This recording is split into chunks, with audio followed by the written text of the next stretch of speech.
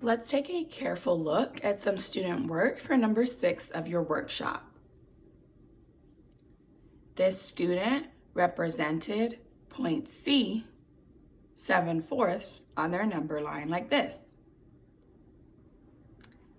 Is this student's work correct? Why or why not? Decide whether you think the work is correct or incorrect, and then take notes on why you think what you do.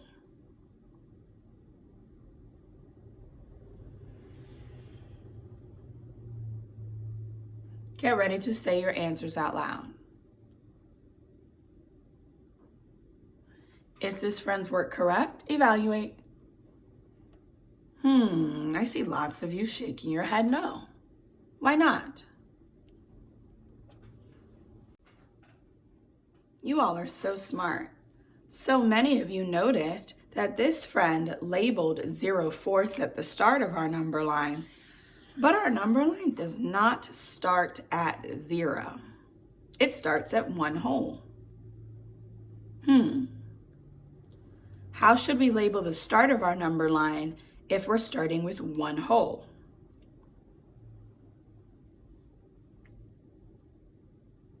Say your answer out loud. That's right.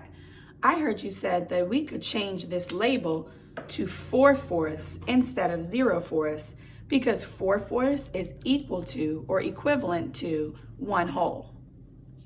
You're exactly right.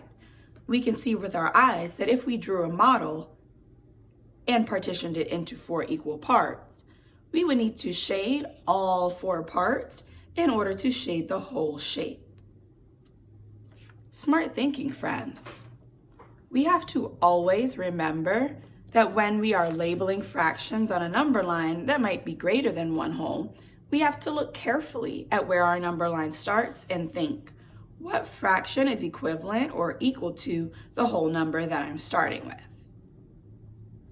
Now that we've labeled our starting point as 4/4, we can see that all we had to do was keep counting by fourths in order to label the rest of our fractions. Where is point C on this number line to represent the amount of chocolate that Malia ate? How can we find it? That's right.